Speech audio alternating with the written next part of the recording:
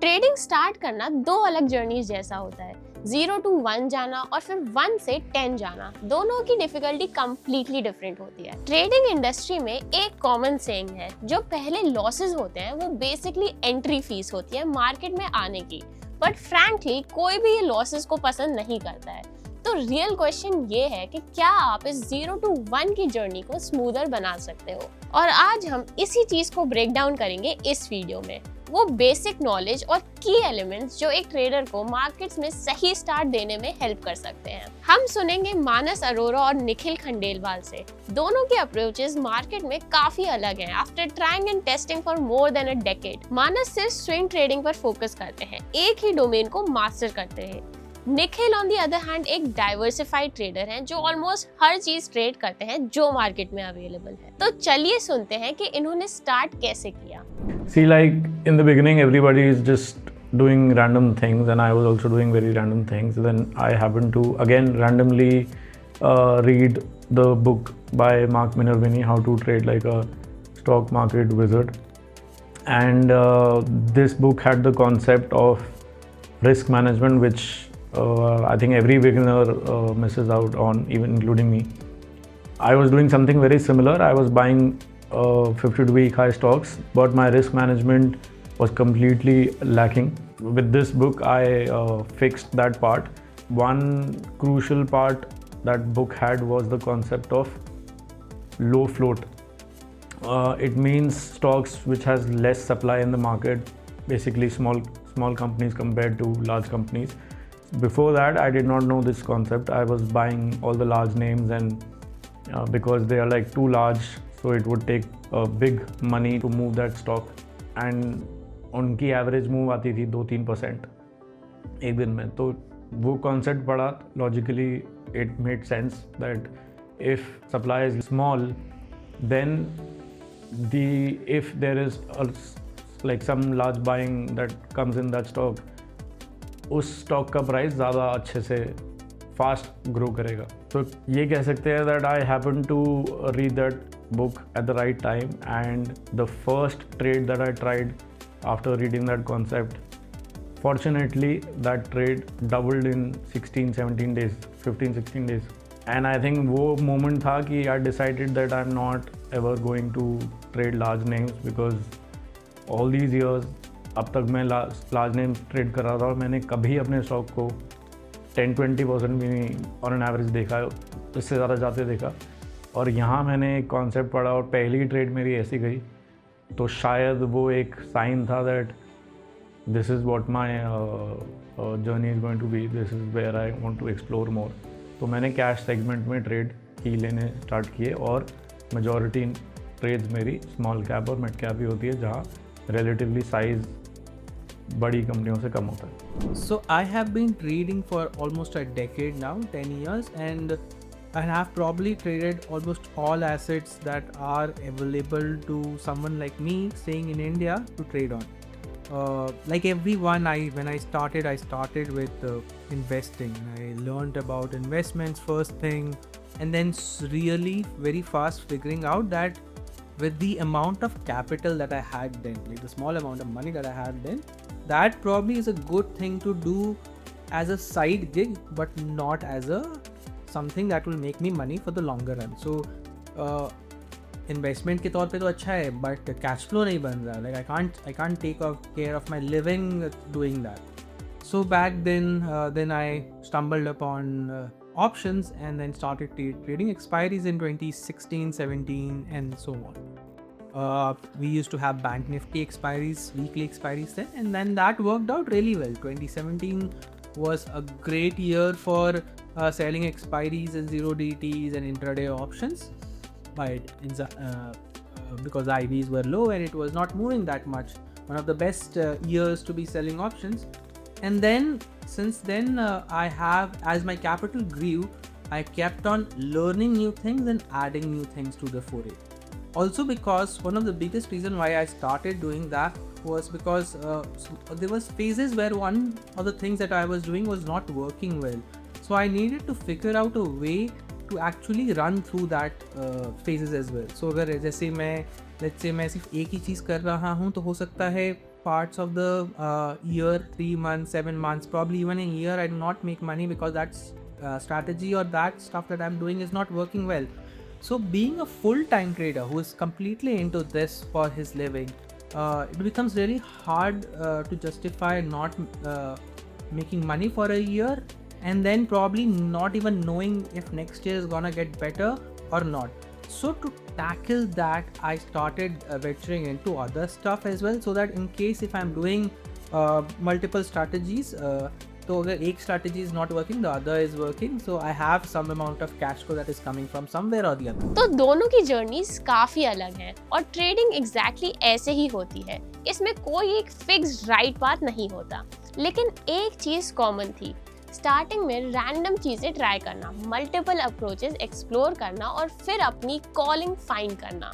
Expiry day options trade करने का skill set completely different होता है compare to swing trading small cap stocks, और हर ट्रेडर दोनों नहीं कर सकता। तो जैसे मानस ने कहा स्मॉल स्टार्ट करना जरूरी है, और जैसे निखिल ने कहा डिफरेंट चीजें ट्राई करना भी उतना ही इम्पोर्टेंट है, ताकि आप समझ पाओ कि मार्केट क्या ऑफर करता है। पर ये याद रखो कि अल्टीमेट गोल फैंसी या टेक्निकल लगने का नहीं है, गोल है एक रिलायबल कैश फ्लो बनाना। तो अप्रोच कुछ भी हो, जब तक आप प्रॉपर रिस्क मैनेजमेंट के साथ हो, पैसे बन रहे हैं तो वही काफी है। बहुत सी स्ट्रैटेजीज पेपर पर काफी सेफ लगती हैं और रिलायबल इनकम जैसी दिखती हैं।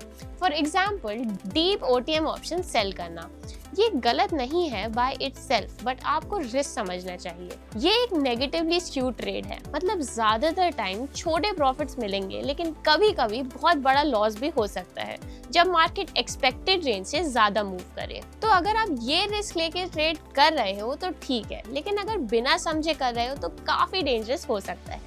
अब सवाल ये है कि स्टार्ट कैसे करें।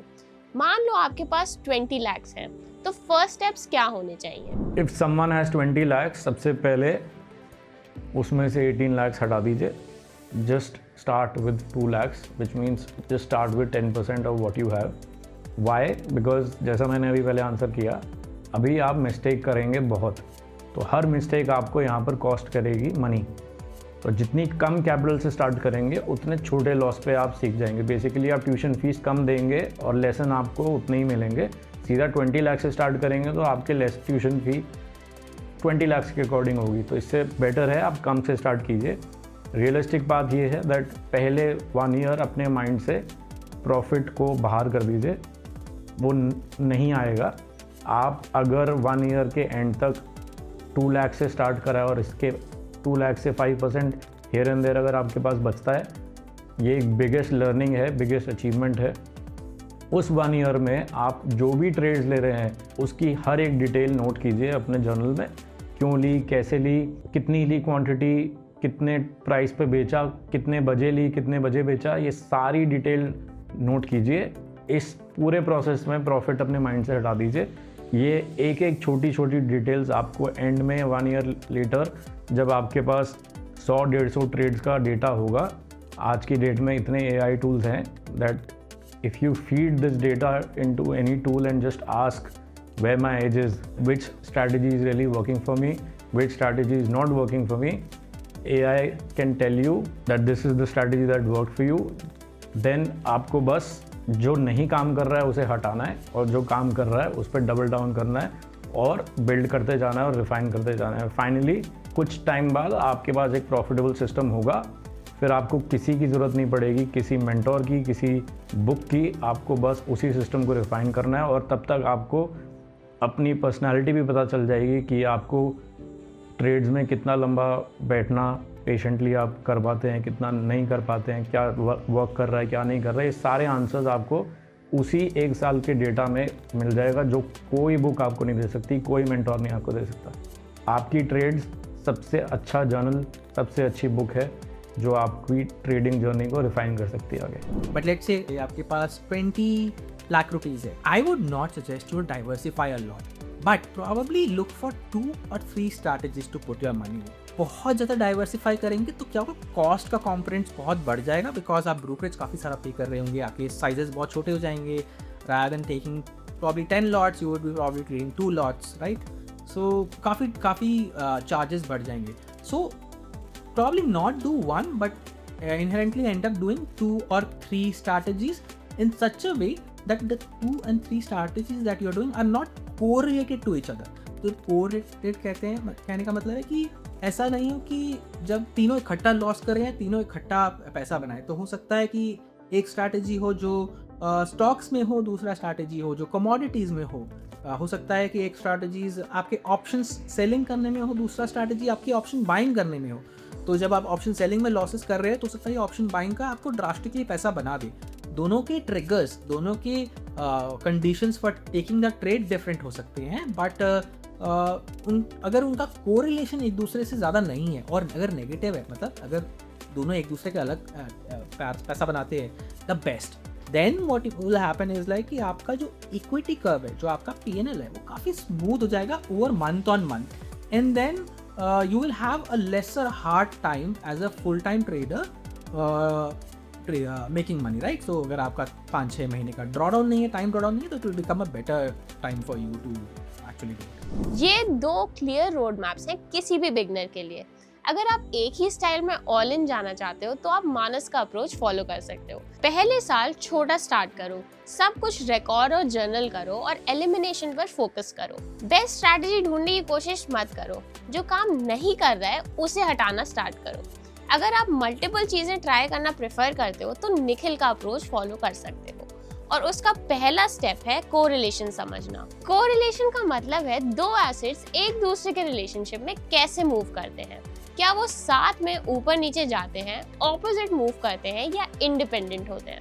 फॉर एग्जाम्पल निफ्टी और सेंसेक्स हाईली कोरिलेटेड हैं. दोनों जनरली साथ मूव करते हैं, लेकिन निफ्टी और सिल्वर का कोरिलेशन काफी लो होता है. तो अलग अलग एसेट क्लासेस में डिफरेंट स्ट्रैटेजीज ट्रेड करना लॉन्ग ड्रॉडाउन्स को अवॉइड करने में हेल्प कर सकता है. लेकिन इसका डाउनसाइड ये है कि आपको ज्यादा चीजें ट्रैक करनी पड़ सकती हैं. कोई एक राइट वे नहीं है, लेकिन जो भी बात आप चूज करते हो, कुछ चीजें हैं जो अवॉइड करनी चाहिए. चलिए वो भी सुनते हैं. So I wouldn't call it a bigger risk, like big risk, but जब बिकॉज मैं सिर्फ कैश करता हूँ, इक्विटी सेगमेंट में ट्रेड करता हूँ, तो उसमें शॉर्ट नहीं कर सकते आप. स्विंग ट्रेडिंग मतलब आप सिर्फ इंट्राडे शॉर्ट कर सकते हैं, इंट्राडे में नहीं करता हूँ. तो रिस्क ये होता है कि जब मार्केट काफ़ी ख़राब हो जाती है, ऐसे फेजेस आते हैं जब बिल्कुल स्विंग ट्रेडिंग के सेटअप्स नहीं मिल रहे हैं, तो आपको कई दिनों तक, हफ्तों तक भी मार्केट से बाहर रहना पड़ सकता है.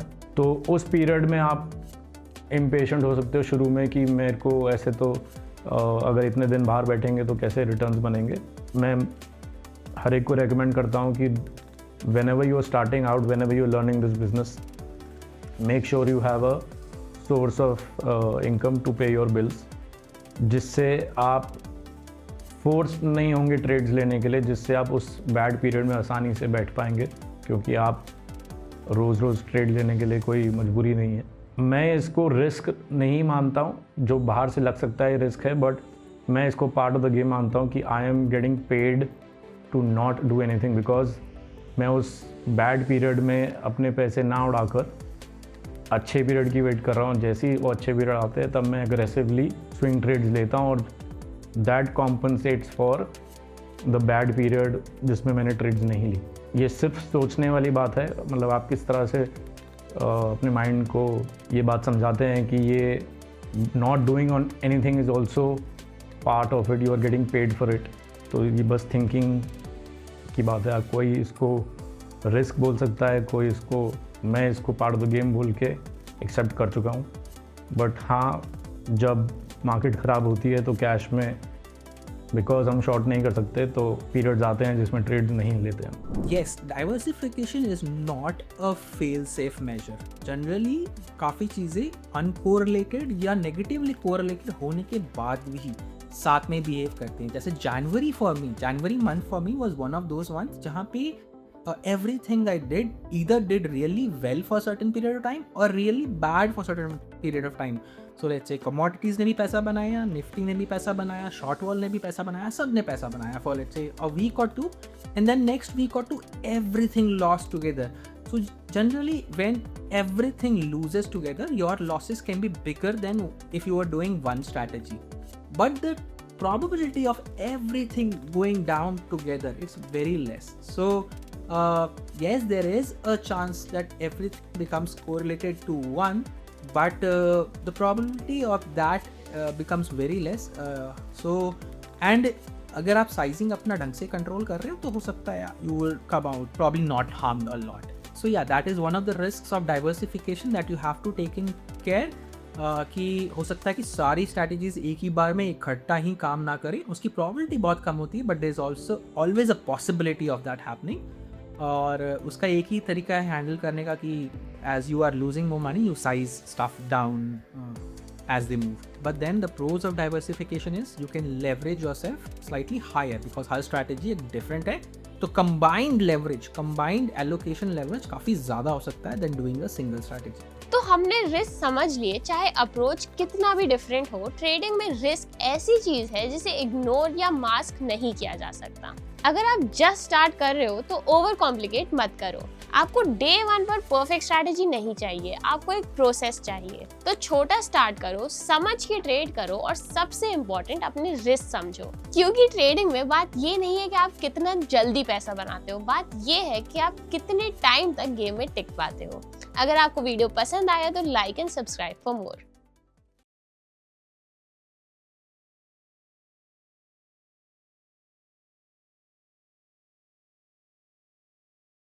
Investment in securities market are subject to market risks. Read all the related documents carefully before investing. Please read the risk disclosure documents carefully before investing in equity shares, derivatives, mutual fund, and or other instruments traded on the stock exchanges.